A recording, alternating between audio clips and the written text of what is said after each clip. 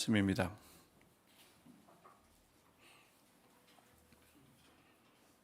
마태복음 9장 27절부터 38절까지 말씀 우리 한 절씩 교독하고 마지막 절 38절은 함께 읽겠습니다. 예수께서 거기에서 떠나가실새 두 맹인이 따라오며 소리질러 이르되 다윗의 자손이여 우리를 불쌍히 여기소서 하더니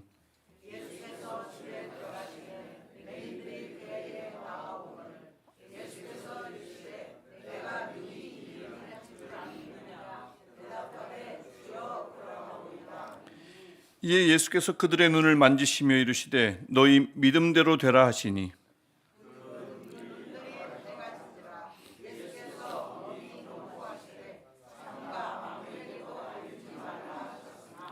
그들이 나가서 예수의 소문을 그 온 땅에 퍼뜨리니라.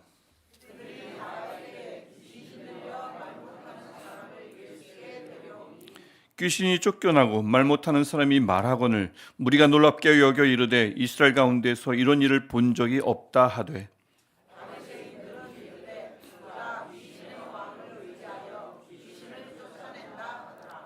예수께서 모든 도시와 마을에 두루 다니사 그들의 회당에서 가르치시며 천국 복음을 전파하시며 모든 병과 모든 악한 것을 고치시니라.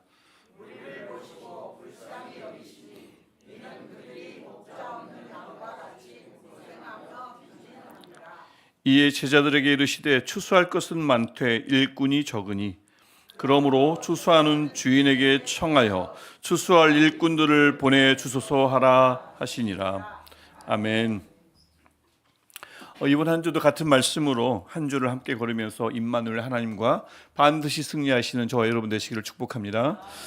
예수님이 2000년 전 오신 사건은 수차례 걸쳐서 말씀드렸듯이 마태복음을 읽으면서 오랫동안 준비해 오신 새로운 시대가 열렸음을 알리는 하나님의 선언입니다.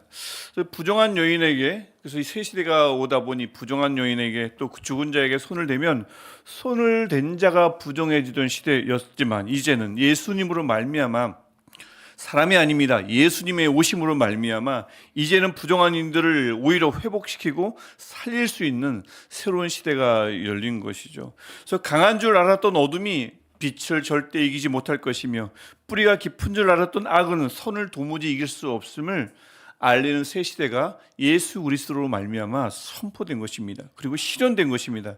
이것을 마태복음 8장부터 예수님이 보여주시는 거죠. 실제 보여주시는 것입니다.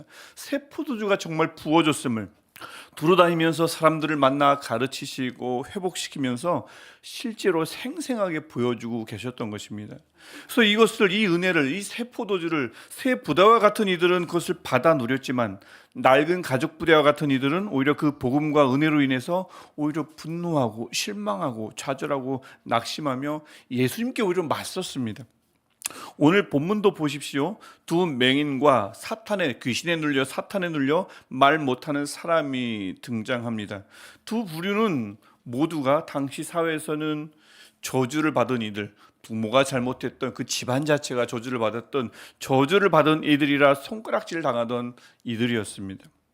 그래서 일찌감치 하나님 나라에선 멀어진 자들, 그들로 간주되던 자들이 바로 이런 앞을 못 보는 자, 귀신에 눌린 자들이거든요. 하지만 오늘 본문에서는 하나같이 그렇게 낡은 전통이 배척하고 거리를 두었던 그 두 부류가 오히려 나음을 입습니다. 하나님 나라 자체에 초대되는 것입니다. 그래서 이 일은 과거에 이름이 적혀있지 않으니 이름도 모르는 세 사람이 고침을 받았다, 하나님은 치유하실 수 있다라는 단순한 치유 사건이 아닌 것입니다. 주님의 사역은 치유 자체가 목적인 적이 없어요.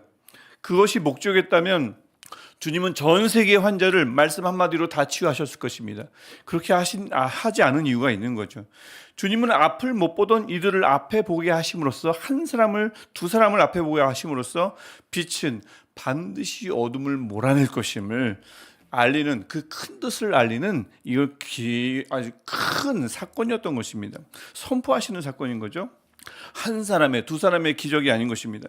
사탄에 눌려 입을 열지 못하는 자를 말하게 함으로써 무엇을 보여주십니까?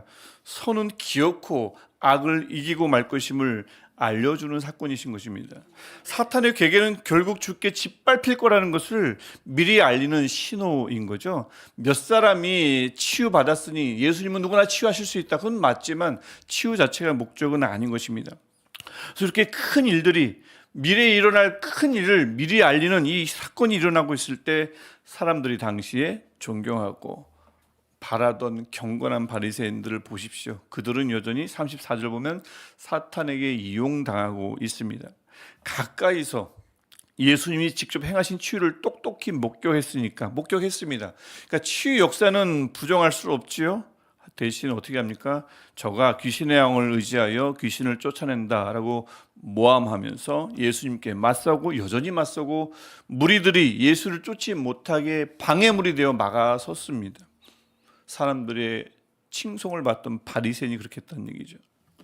그렇게 해서 새 시대의 도래를 선포하는 그 가슴 벅찬 현장에서 앞을 못 보던 이들이 앞을 보고, 사탄에 눌려 말 못하던 이들이 묶임에서 자유하여 말을 할 때 바리새인들의 눈은 더욱 어두워졌고 사탄에게 더 끌려달리며 사탄의 말을 옮기는 존재가 되고 말았던 것입니다.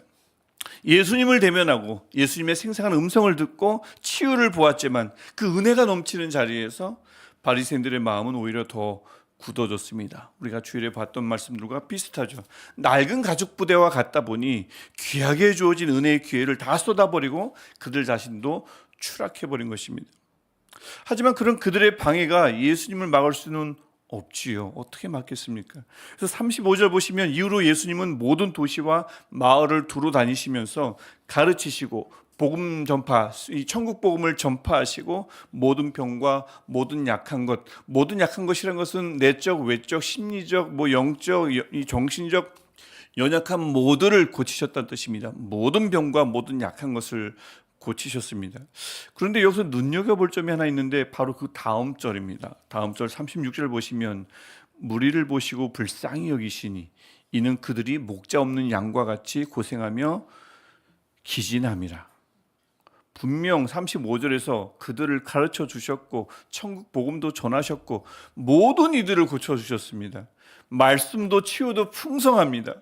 그런데 그걸 다 얻은 무리를 향해서 하신 말씀이 바로 이겁니다. 이쯤이면 됐다가 아니라 오히려 불쌍히 여기셨어요. 왜 불쌍히 여기시는가요? 그 구절의 뒤에 나오는 거죠. 이는 그들이 목자 없는 양과 같이 고생하며 기진함이라. 앞선 치유 사건도 마찬가지지만 이 모든 이들을 치유하셨던 이 여기서도 이 치유 자체가 목적이 아님을 알 수 있는 거죠. 방금 다 고쳐주셨지만 여전히 불쌍해요. 새 시대가 도래했고 수많은 무리가 주님의 가르침을 받고 모든 종류의 병과 연약함은 싹 나았지만 여전히 그들은 고생하며 즉 짐에 짓눌려 쫓기듯 사는 고된 인생을 살며 기진함이라 소진되고 고갈되고 쓰러지게 될 것이다 라는 것을 주님은 미리 보셨습니다. 그러니까 예수님은 병든 몸이 나은 것을 본 것이 아니라 그 이후에 병이 나은 이후에 그들이 어떻게 살 것인지를, 그들은 고생하며 살 것이며 기진한 인생을 살 것임을 미리 보시고 불쌍히 여기신 거죠. 왜 그들이 그런 삶을 살 수밖에 없었을까요? 왜 예수님은 그것을 미리 보실 수 있었을까요? 예수님까지 막아서면서 방해하는 서기관과 바리새인들은 여전히 건재할 거잖아요. 나라의 희망이라 불리면서 살 길로 이끌 목자로 세워질 거잖아요. 하지만 그 자리에서 세리와 죄인과 병든 자들은 부정하니 격리시킬 거지 않습니까? 그들 눈에 괜찮아 보이는 이들은 어떻게 다스릴까요? 채찍과 막대기로 다스리죠. 온갖 위선으로 다스립니다. 긍휼 없는 예배와 긍휼 없는 경건으로 그들을 인도할 것이기 때문에 그들은 불쌍한 것입니다. 그래서 예수님이 그들을 향하여 목자 없는 양과 같다라고 하신 것이죠. 그러니까 예수님께 치유는 언제나 시작이었지 끝도 아니고 목적도 아닌 것입니다.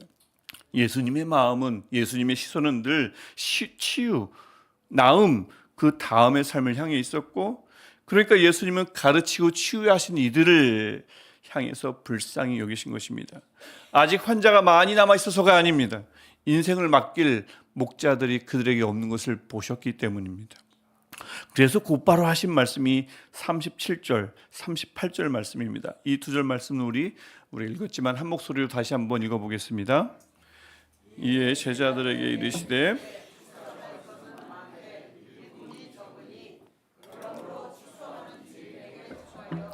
추수한 일꾼들을 보내주소서 하라 하시니라. 아멘. 문제는 병이 아니라 무엇입니까? 목자 없는 삶이라는 거죠. 그 목자가 되어줄 사람들이 필요하셨던 겁니다. 그래서 제자들에게 기도 제목을 주시죠. 앞에서는 주기도문을 주시면서 기도의 방법을 주시더니 이번에는 기도 제목을 주십니다. 어떤 기도를 하라고 하십니까? 추수하는 주인에게 청하여 추수할 일꾼들을 보내주소서 하라. 기도 제목입니다. 누가 그 일꾼이 되어야 됩니까? 누가 그 목자로 부름 받아야 합니까? 내일 보겠지만 예수님은 기도하라 하신 그 제자들을 보내십니다. 제자들에게 기도하라 하시더니 기도하는 그 제자들을 보내신다고요. 그러니까 추수할 일꾼을 보내주소서라는 기도는 누구를 보낼까요? 라는 기도가 아니라 내가 보냄받을 수 있게 하옵소서라는 기도인 것을 알 수가 있죠. 남이 아닙니다. 기도하는 내가 목자가 되기를 간청하는 것입니다. 꼭 내가 아니더라도 물론 다른 분들도 하나님께서 보내주시겠지만 나는 아닙니다. 남입니다. 이런 기도는 아니라는 것입니다. 기도하라 해놓고 그들을 보내신 것을 보면 그 기도 제목을 이 기도 제목을 온 마음으로 받은 사람은 이 기도가 말하는 것에 순종하는 사람이고 그 기도의 제목에 따라 목자가 되기를 간청하는 사람입니다. 그래서 남이 아니라 기도하는 내가 목자가 되는 것, 추수한 일꾼이 되는 것, 이것이 바로 이 기도 제목이 원하는 것이죠. 부름받아 새 시대를 알리고 주님의 시선을 통해서 사람들을 새롭게 보고 새 부대가 되어 끝까지 살아가는 자, 이런 자가 되기를 간청하는 기도가 추수하는 주인에게 청하여 추수할 일꾼들을 보내주소서 하라라는 말씀에 담겨있는 기도 제목인 것입니다. 여러분, 예수님은 오늘도 우리를 고쳐주시는 분이십니다. 그래서 우리가 이 예배가 끝나면 같이 기도할 겁니다. 오늘도 우리를 고쳐주시는 분이십니다. 예수 나의 좋은 치료자라는 찬양 고백이 있는데 옳은 고백이며 강력한 고백입니다. 하지만 주님에게 치료는 목적도 끝도 아닌 시작인 것입니다. 예수님의 관심은 그 고침 이후의 삶이고요. 그 삶을 이끌 목자를 찾고 계십니다. 그 목자가 어디 있는가? 목자들은 있는가 하는 것에 예수님의 관심이 있는 것이죠. 그래서 주님은 우리 인생을 맡길 목자가 그분이 우리의 선한 목자가 되어주실 뿐만 아니라 그 주님의 도구가 되어줄 목자, 추수할 일꾼들을 오늘도 찾아서 부르시고 보내시는 분이신 줄 믿습니다. 이 일을 위해 기도하라 하십니다. 추수할 일꾼을 보내달라고 기도하라 하는 것인데 다만 이 기도는 다른 사람을 보내시옵소서라가 아니라 내가 누군가의 인생을 돌볼 사람으로 세워지기 위해 기도하라는 명령이기도 합니다. 나는 안 돼요. 남을 보내옵소서라고 기도하라는 것이 아닙니다. 좀 전에도 말씀드렸지만 기도하라 명령받은 제자들이 바로 그런 일꾼으로 보냄을 받거든요. 기도만 하는 것이 아니라 보냄받는 것이 기도자인 것입니다. 추수할 일꾼들을 보내주셔서 그래서 주님이 이 명하신 이 기도가 우리 안에서 멈추지 않기를 소망합니다. 그래서 목자 없는 양을 불쌍히 여기신 그 주님의 마음이 우리 모두 안에서 언제나 흘러넘치게 되기를, 그래서 주님의 긍휼을 받은 우리가 누구 하나 빠짐없이 이제는 그 긍휼을 흘려보내는 사람으로 세워지고 그 삶을 매일 살게 되기를 화요일 새벽 우리 주의 이름으로 간절히 축원합니다. 네, 기도하겠습니다. 주님, 오늘도 우리를 불쌍히 여기시는 주님의 마음을 말씀으로 알게 하셔서 참으로 감사합니다. 병든 몸을 고쳐주신 것으로 만족하지 않으시고 목자 없는 양처럼 고생하며 기진할 인생을 끝까지 책임지려 하시는 주님의 깊은 마음을, 그 긍휼을 이 새벽 말씀을 통해 보게 하시니 참으로 감사합니다.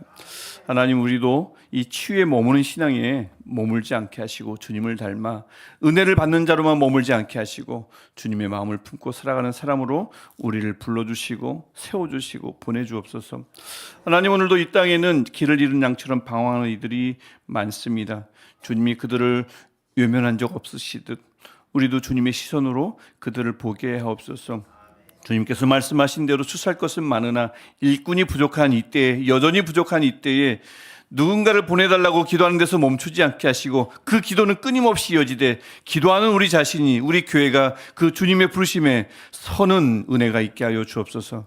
그래서 오늘 하루 주님이 우리 인생의 목자가 되어주시듯이 우리 또한 누군가의 삶을 돌보고 이끌어줄 수 있는 작은 목자로 서게 되며 주님이 주신 그 국류를 받아 전하는 우리 모두가 되게 하옵소서.